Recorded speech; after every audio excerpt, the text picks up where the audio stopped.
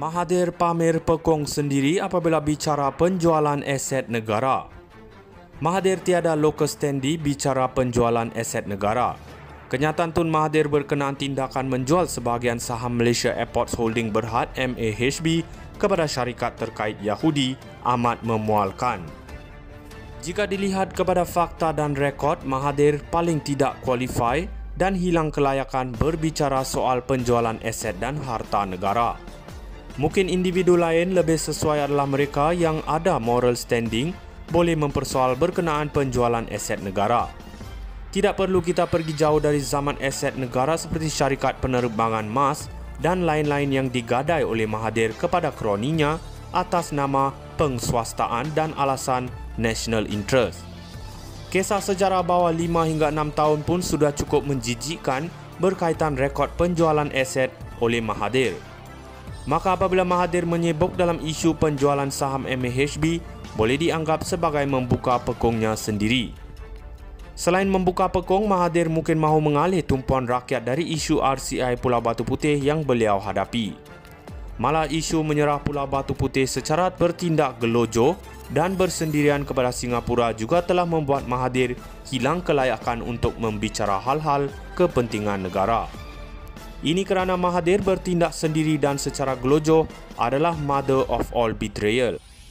Ramai masih ingat lagi pemerintahan rejim Mahathir selama 22 bulan setelah berjaya menumbangkan kerajaan Melayu UMNO. Kerajaan 22 bulan Mahathir selang-seli kisah 1MDB untuk menutup kisah menjual aset negara.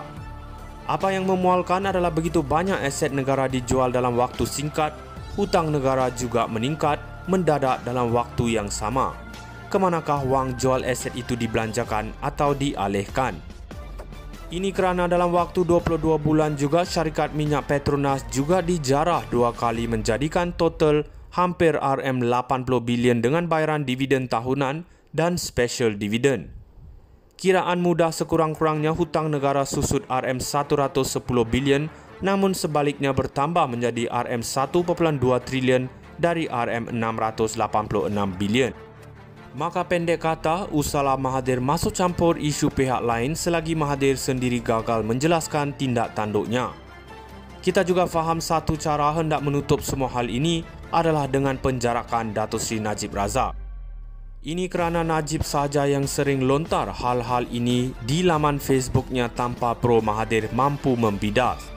Syarikat yang membawa keuntungan umpama angsa menelurkan emas dijual oleh Mahathir senang-senang.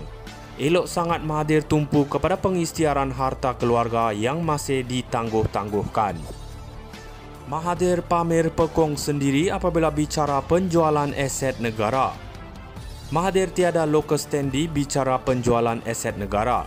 Kenyataan Tun Mahathir berkenaan tindakan menjual sebahagian saham Malaysia Airports Holding Berhad MAHB kepada syarikat terkait Yahudi amat memualkan.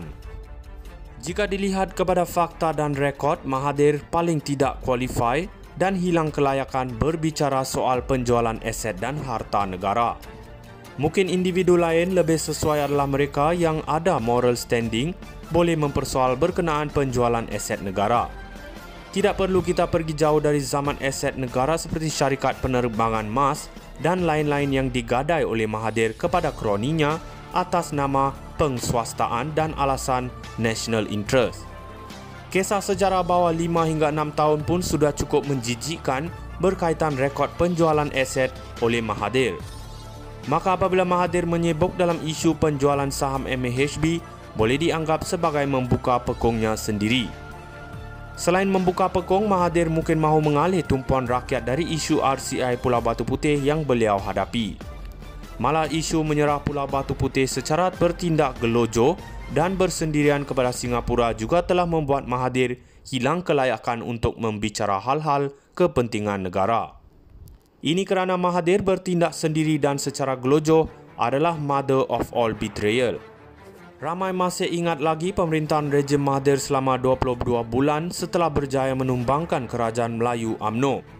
Kerajaan 22 bulan Mahathir selang-seli kisah 1MDB untuk menutup kisah menjual aset negara.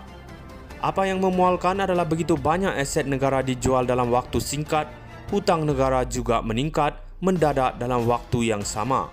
Kemanakah wang jual aset itu dibelanjakan atau dialihkan? Ini kerana dalam waktu 22 bulan juga syarikat minyak Petronas juga dijarah 2 kali menjadikan total hampir RM80 bilion dengan bayaran dividen tahunan dan special dividen. Kiraan mudah sekurang-kurangnya hutang negara susut RM110 bilion namun sebaliknya bertambah menjadi RM1.2 trilion dari RM686 bilion. Maka pendek kata, usahlah Mahathir masuk campur isu pihak lain selagi Mahathir sendiri gagal menjelaskan tindak tanduknya.